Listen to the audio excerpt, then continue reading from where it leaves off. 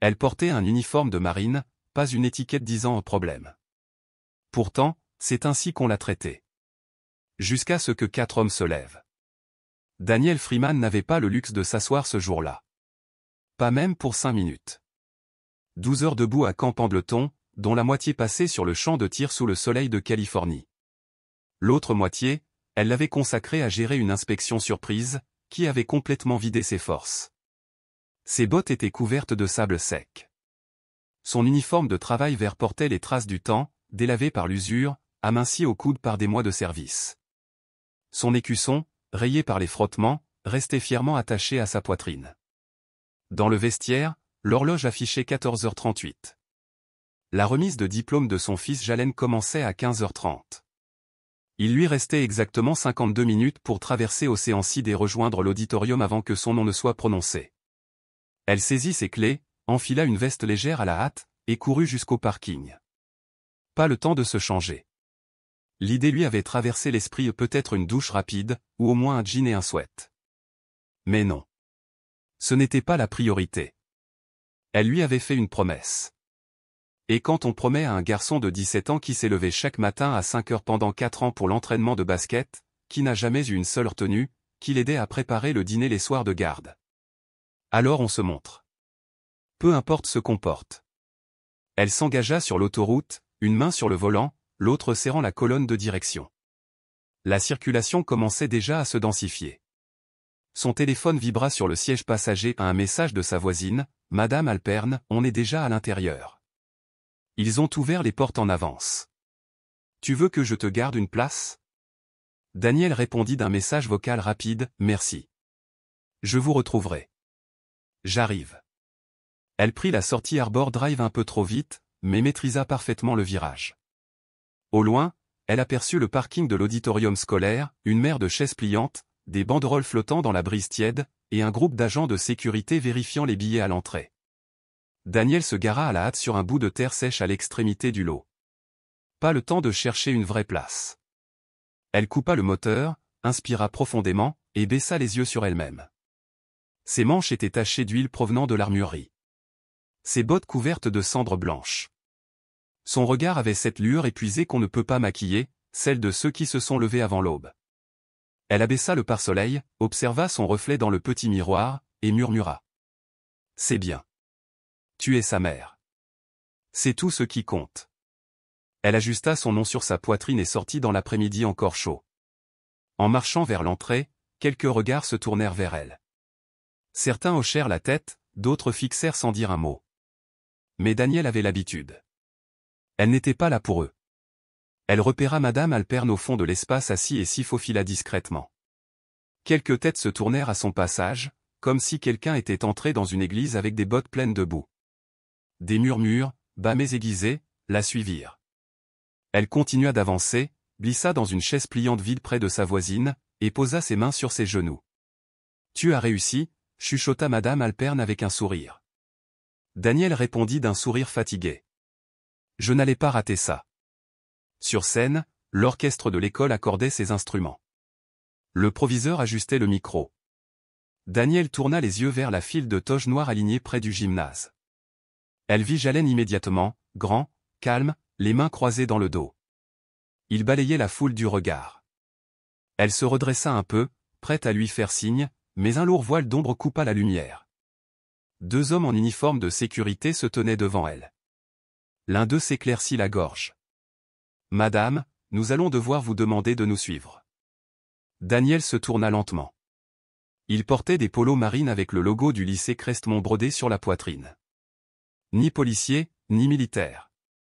Juste des agents privés. Le plus grand, mâchoire crispée, bras croisés, la scrutait comme un problème à régler. L'autre, à peine adulte, fuyait son regard. « Pardon, dit-elle, d'un ton calme. »« Cette zone est réservée aux invités des diplômés, » répondit le grand. « Nous avons reçu des signalements concernant un potentiel trouble. » Daniel haussa un sourcil. « Je suis la mère de Jalen Freeman. » Le plus jeune intervint. « Nous devons vérifier. Avez-vous votre billet ?» Daniel sortit l'invitation froissée de sa poche, imprimée depuis le site de l'école. Il la regarda comme si c'était un faux. Et une pièce d'identité? Elle sortit son portefeuille et lui tendit sa carte militaire. Le plus grand la scruta plus longtemps que nécessaire. Ses yeux allèrent de la photo à l'uniforme. Nous allons devoir confirmer cela avec l'administration. Daniel esquissa un sourire de discipline, celui qu'elle réservait aux jeunes recrues insolentes. Je viens tout droit de la base. Mon fils va monter sur scène. Je ne quitterai pas ce siège. Le plus jeune s'agita, mal à l'aise. L'autre resserra la mâchoire. Madame, on vous le demande gentiment. Veuillez vous lever pendant qu'on clarifie la situation. Les gens autour s'étaient tus. On n'entendait plus que le bruissement des toges, le frottement des chaises. Une femme, 2 rangs plus loin, serra sa fille contre elle. Quelqu'un murmura qu'elle causait une scène. Daniel resta assise. Je n'ai rien fait de mal, dit-elle calmement, mais distinctement. Appelez qui vous voulez. Je ne bouge pas. Les gardes ne réagirent pas. Puis une voix s'éleva derrière eux. Calme. Ferme. Posée. Elle ne bouge pas. Le plus grand se tourna, mi-agacé, jusqu'à voir qui avait parlé, Chief Petty Officer Brian Doyle. Carrure imposante, rasée de près, lunettes de soleil accrochées à son col, assis 3 rangs plus haut, désormais debout. À ses côtés, 3 autres hommes se levèrent, un noir, un latino, un polynésien. Silencieux. Stable. Aucun n'était en colère, mais tous étaient présents. Doyle descendit lentement la rangée, enjambant les pieds, contournant les genoux, jusqu'à se tenir juste derrière Daniel. « Vous savez qui est cette femme » demanda-t-il au garde. « Elle dit être la mère d'un élève » répondit l'autre, tentant de rester neutre. « Elle est la mère d'un élève » confirma Doyle. « Et elle est sergent d'artillerie dans les marines des États-Unis. Ce qui fait d'elle votre supérieure. » En tout point.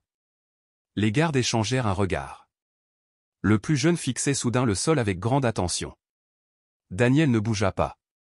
Elle fixait droit devant, respiration maîtrisée. Un autre soldat, Aloufa, se plaça aux côtés de Doyle. « Aujourd'hui, vous vous êtes attaqué à la mauvaise femme, dit-il doucement. » Le garde aîné se raidit. « On fait juste notre travail. »« Non, » répondit Doyle. « Vous avez vu une femme noire en uniforme et vous avez jugé. Vous alliez l'humilier devant son fils, devant sa communauté, devant ceux qui lui doivent le respect, pas le soupçon. » Un silence glacé s'abattit. Un membre du personnel scolaire arriva en courant, badge autour du cou, talkie-walkie à la main. « Un problème ?» Doyle montra Daniel du menton. « Non, monsieur. Juste un malentendu sur qui a sa place ici. » L'employé jeta un œil à la carte, puis aux gardes, puis à la foule qui se formait. « Aucun souci, déclara-t-il vite. « Merci pour votre service, madame. Profitez de la cérémonie. » Les gardes reculèrent sans un mot. Daniel soupira enfin. Elle se réinstalla, mais à cet instant, le nom de Jalen résonna dans les haut-parleurs. Il marchait déjà vers la scène. Daniel se leva d'un bond, ses yeux rivés sur lui. Le voilà. Coiffe légèrement de travers, pompon oscillant, il avançait d'un pas long, déterminé, comme en mission. Un instant, il ne la vit pas. Puis leurs regards se croisèrent. Même de loin, elle vit le changement. Son sourire vacilla. Son pas ralentit, à peine, mais suffisamment. Il avait vu les gardes. L'atmosphère tendue. Sa mère debout, semblant déplacée. Elle leva doucement la main, discrètement, juste assez pour dire. « Je suis là, mon cœur. » Continue. Jalen redressa les épaules et termina sa traversée de la scène comme un pro. Il avait pris son diplôme, serré la main du proviseur, salué poliment la foule d'un hochement de tête, mais ses yeux s'étaient à nouveau tournés vers la rangée où les agents de sécurité se tenaient, quelques instants plus tôt. Puis, il avait quitté la scène et disparu derrière le rideau. Daniel s'était rassis, la poitrine serrée. Elle connaissait ce regard. Elle l'avait vu dans le miroir bien trop de fois. Cette lueur de confusion, de frustration contenue, comprimée au fond de soi. Oui, il était bien le fils de sa mère. À côté d'elle, Brian Doyle s'était rassis également. Il s'était penché doucement vers elle. « Ça va ?» Elle hocha la tête, discrètement. « Ouais, je voulais juste pas qu'il me voie comme ça. »« Il t'a vu » répondit Doyle. « Mais il a aussi vu comment tu l'as géré. Elle ne répondit pas. Il n'y avait plus grand-chose à ajouter. La cérémonie se poursuivit, avec ses discours, ses applaudissements, ses éclats de rire, ses envolées. Mais Daniel n'entendait presque rien. Elle pensait à Gélène. À tout ce qu'il avait surmonté. Au fait qu'elle avait failli arriver en retard. À la manière dont ils avaient gâché son moment. Et elle pensait aussi à ses agents. Elle les aperçut de nouveau, près de la sortie. Le plus âgé restait figé, les bras croisés. Le plus jeune était penché sur son téléphone, tentant de se rendre invisible. Quand le dernier nom fut appelé, les diplômés lancèrent leur toque en l'air, et la foule explosa. Les parents se levèrent. Les enfants crièrent. Des ballons s'envolèrent. Une version cuivrée de Pompe and Circumstance résonna dans les haut-parleurs, tonitruante. Mais Daniel ne bougea pas. Elle attendait. Quelques minutes plus tard, les élèves commencèrent à sortir par les portes latérales. Les robes flottaient, les visages rougis par l'émotion, certains se tenant la main, d'autres filmant la scène, d'autres encore déjà en pleurs. Et puis elle le vit. Gélène marchait d'un pas rapide, scrutant la foule. Elle fit un pas en avant et agita la main, plus visiblement cette fois. Il fonça droit vers elle. « Maman » dit-il, en la serrant dans ses bras avec tant de force qu'il la souleva presque du sol. Elle le serra un peu plus longtemps que d'habitude. « Tu as l'air fatigué » dit-il en reculant et en jetant un œil à son uniforme. « Je le suis » répondit-elle avec un petit rire. « Mais je n'aurais raté ça pour rien au monde. » Il baissa les yeux, donna un coup de pied à un caillou. « Qu'est-ce qui s'est passé » Daniel hésita. « Ce n'est pas important. Ils te parlaient, je les ai vus. J'ai entendu Doyle. T'as rien fait de mal. » Elle le regarda. Ce garçon qui s'endormait autrefois avec des Legos dans les mains, qui lui avait un jour demandé si les marines se fatiguent, eux aussi. Maintenant, il était presque un homme, plus grand qu'elle, la voix plus grave qu'elle ne s'en souvenait. « J'ai rien fait, murmura-t-elle. Mais parfois, ce n'est pas la question. » Il hocha la tête lentement. « Tu t'es senti humilié » Daniel sourit. « Non. En colère, peut-être un peu triste. Mais pas humilié. » Il acquiesça, se mordant la lèvre. « Je déteste que ça soit arrivé devant toi, dit-elle. Mais peut-être que c'est bien que tu l'aies vu. Parce que maintenant tu sais quoi faire quand quelqu'un essaie de te voler ta place. » Gélène regarda autour de lui, les gardes, la foule, les Navy SEALS qui se tenaient désormais en retrait, silencieux mais vigilants. « Doyle fait un peu peur, non ?» « Oui », répondit Daniel avec un sourire en coin. « Mais dans le bon sens. » Il éclata de rire, et pour la première fois de la journée, son rire sonnait vrai. Mais alors que les choses semblaient enfin s'apaiser, un homme en costume, muni d'un clipoard, s'approcha. Quelqu'un de l'administration de l'école. Ses yeux passèrent de Daniel à Gélène, et les mots d'excuse qui se formaient sur ses lèvres semblaient mécaniques. Il tendit la main vers Daniel. « Bonjour, je suis Alan Prescott, vice-proviseur. Tout d'abord, félicitations pour la réussite de votre fils.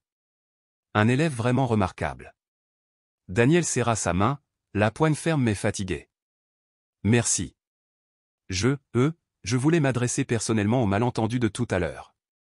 Notre équipe de sécurité, eh bien, elle voulait seulement garantir la sécurité. Les tensions sont élevées, vous savez comment c'est. » Daniel pencha légèrement la tête. « Les tensions ? Je veux dire que c'est le protocole. On doit rester vigilant. Désolé si cela a été mal perçu. » Gélène croisa les bras à côté d'elle. Ce n'était pas mal perçu. C'était mal. Prescott cligna des yeux. « Écoutez, je suis désolé que vous vous soyez senti mal à l'aise. Ce n'était pas notre intention. » La mâchoire de Daniel se crispa. « Permettez-moi de vous arrêter là. Je ne me suis pas senti mal à l'aise. Je me suis senti méprisé. Ce n'est pas la même chose. » Prescott réajusta sa cravate. « Je comprends. Je ne suis pas sûr que vous compreniez, » répondit Daniel. « Si j'étais entré ici en robe d'été et en sandales, personne n'aurait dit un mot. Mais parce que je suis arrivé en uniforme, poussiéreuse, on a supposé que j'étais une menace. » Prescott jeta un regard vers les gardes, qui s'étaient encore éloignés, feignant de se concentrer sur leur radio. « Encore une fois, nous regrettons ce désagrément. » Daniel secoua la tête. Ce n'était pas un désagrément. C'était une insulte. Et vous pensiez pouvoir l'effacer avec une poignée de main et une excuse vague. Avant que Prescott ne sorte une autre excuse de circonstance, Brian Doyle s'avança. Calme, mais avec une fermeté nouvelle dans la voix. Monsieur, dit-il, vous devriez arrêter de parler et commencer à écouter. Prescott hésita. Pardon ? Vous m'avez entendu. Ce n'est pas une question de protocole. C'est une mère, une marine, à qui on a dit qu'elle n'avait pas sa place. Devant son fils. Devant toute une communauté. Prescott recula d'un pas. Je ne suis pas là pour me disputer. Je voulais juste arranger les choses. Alors faites quelque chose, lança Doyle. Formez à nouveau vos agents. Revoyez vos politiques. Et, peut-être, apprenez à vous excuser sincèrement. Derrière Doyle, les 3 autres SEALS s'étaient rapprochés. Ils ne disaient rien. Ils n'avaient pas besoin de parler. Leur simple présence parlait pour eux, solide, immuable. Prescott les regarda, puis Daniel, puis Ghislaine. Et il comprit soudain qu'il ne gérait pas une simple scène à désamorcer. Il était observé. Étroitement. Son ton changea. Vous avez raison. Je vous entends. Je veillerai personnellement à ce que cela ne se reproduise plus. Merci pour votre service, sergent d'artillerie. Daniel hocha la tête, une seule fois. Pas parce qu'elle le croyait, mais parce qu'elle en avait fini. Prescott s'éloigna, les pas plus pressés. Ghislaine se tourna vers Doyle. Comment vous faites ça ? Jean, juste avec vos visages ? Doyle laissa échapper un petit rire. On a eu de l'entraînement.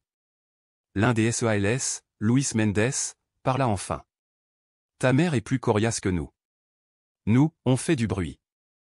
Elle reste immobile et ça suffit à les faire trembler. Ghislaine sourit.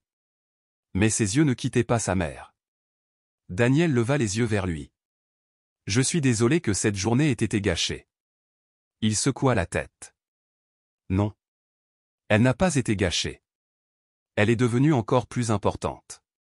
Mais alors que ces mots s'installaient doucement, un flash d'appareil photo surgit sur la gauche. Daniel comprit que quelqu'un avait tout filmé. Depuis l'intervention des gardes jusqu'à l'intervention des SEALS. Elle se tourna vers la source du flash.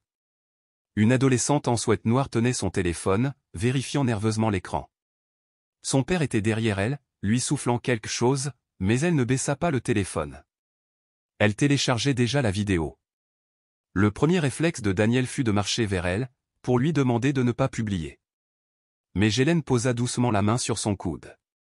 C'est déjà dehors, maman. Les gens ont vu. Ce n'est pas ta faute. Elle le regarda, incertaine. C'était ta journée. Je ne voulais pas qu'on te la vole. Il secoua la tête. Tu ne me l'as pas volée. Tu lui as donné plus de sens.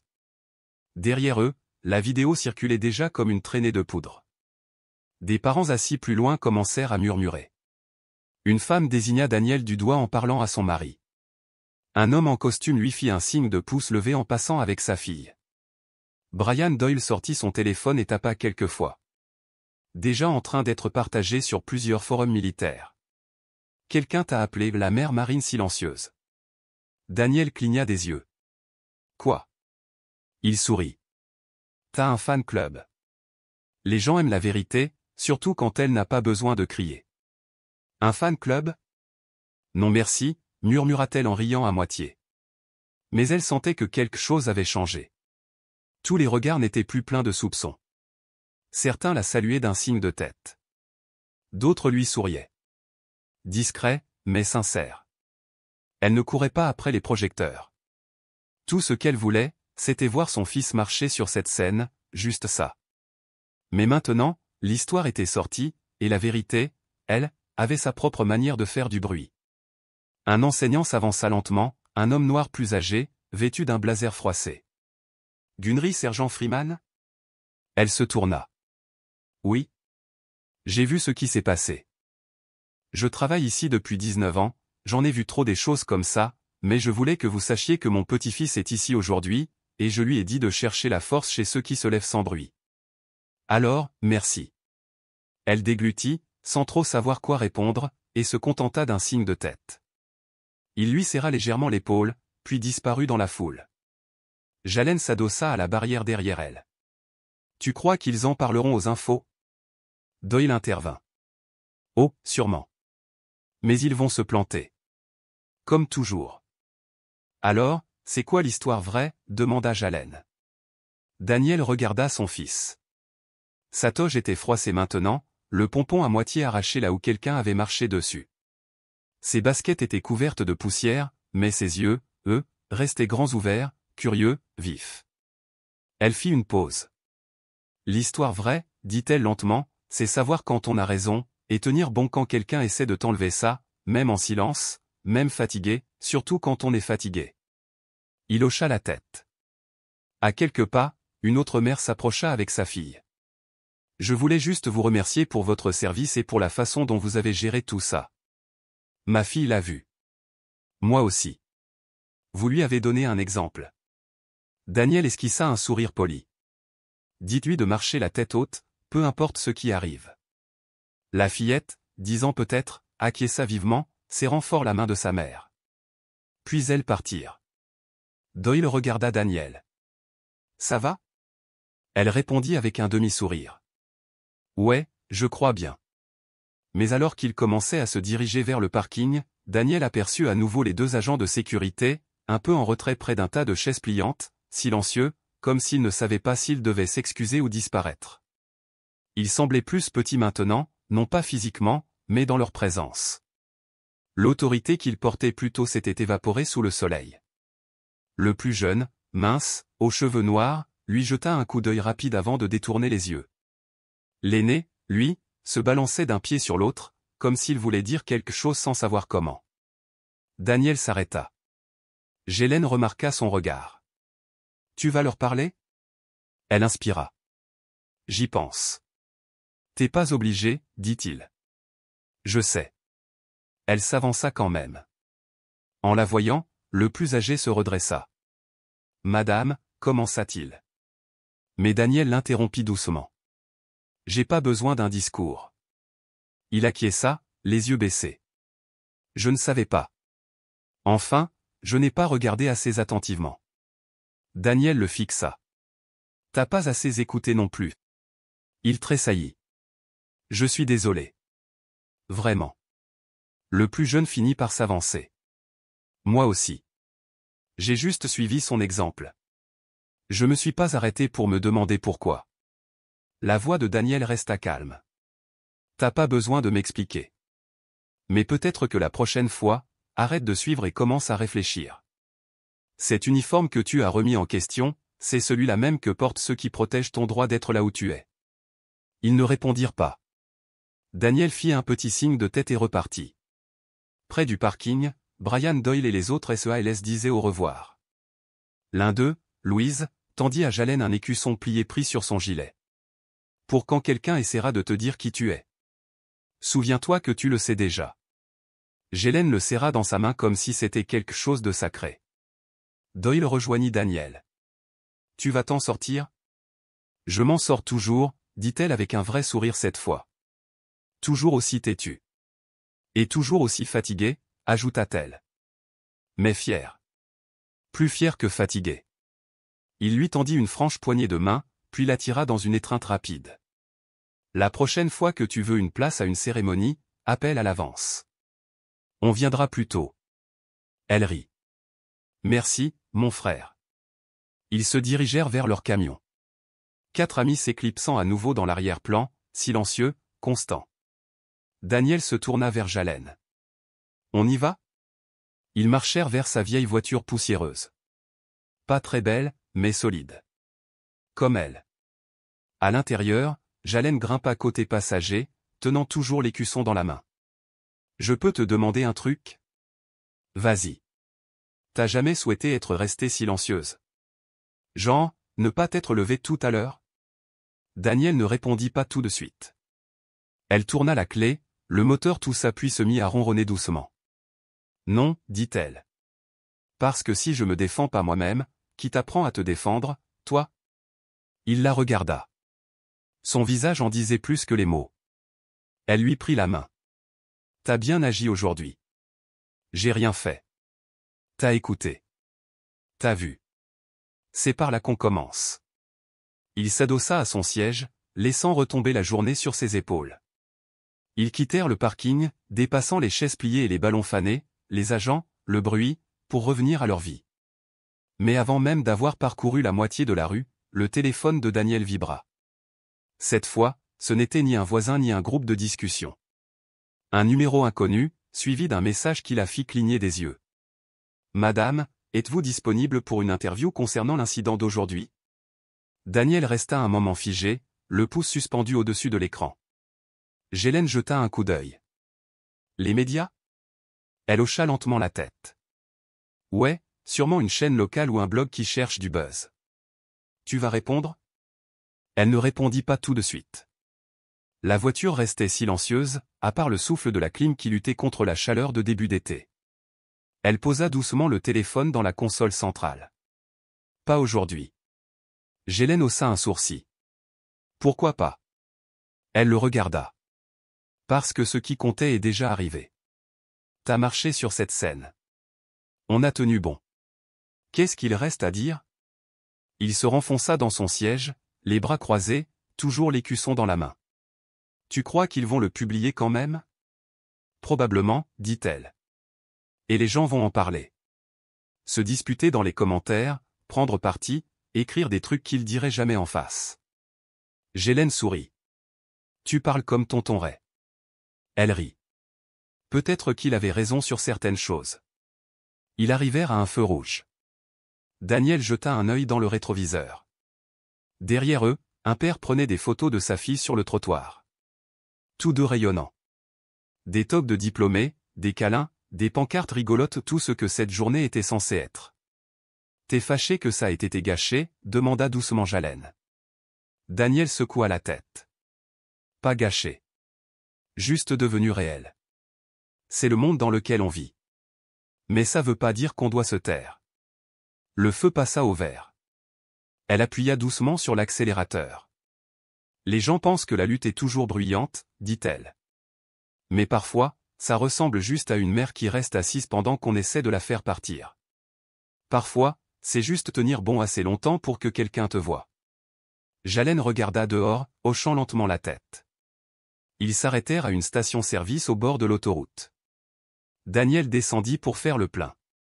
Pendant qu'elle pompait, elle observa un jeune couple se disputer de l'autre côté du parking. Il haussait la voix, elle ne cédait pas. Daniel ignorait ce dont il parlait, mais elle voyait. La femme n'avait pas peur. Elle tenait bon. Et l'homme, lui, il apprenait. Quand elle remonta dans la voiture, Ghislaine avait son téléphone en main. « Maman, je pensais que tu devrais en parler. Pas aux journalistes, mais genre sur la base, ou en ligne. Les gens ont besoin de l'entendre de quelqu'un qui comprend. » Elle le regarda. « Tu crois ? » « Ouais. Combien de gens restent figés quand ce genre de choses arrive ? Toi, t'as pas figé. C'est pas rien. » Daniel y réfléchit. Pas l'Internet. Pas les caméras. Mais une salle calme. Peut-être un cercle de jeunes recrues, ou des mères célibataires au groupe de soutien sur la base. Même juste en tête-à-tête avec quelqu'un qui a traversé la même tempête sans jamais en parler. Peut-être que Ghislaine avait raison. Elle ressortit son téléphone, tapa une nouvelle note. Tenez bon. Pas par colère, mais par amour. Pour vos enfants, pour votre histoire, pour l'espace que vous avez déjà mérité. Elle enregistra. Pour l'instant, c'était suffisant. Ghislaine lui sourit, comme s'il savait ce qu'elle avait écrit. Quoi ? Rien. Juste, content que tu sois ma mère. Elle sourit. Moi aussi. Ils reprirent la route. Le dernier rayon de soleil caressa le capot de la voiture. Elle jeta un dernier coup d'œil dans le rétroviseur. Plus de gardes, plus de scènes, plus de foule. Juste elle, son fils, et la route devant. Parfois, la vie essaie de vous pousser hors des endroits que vous avez gagnés. Ne bougez pas, restez ferme. Votre présence compte plus que leur permission. Si un jour vous vous êtes senti déplacé, comme si vous n'aviez pas votre place là où vous avez pourtant travaillé pour être, parlez. Tenez bon. Et si vous voyez cela arriver à quelqu'un d'autre, soyez celui qui se tient à ses côtés. Vous n'avez pas besoin des projecteurs pour faire la différence.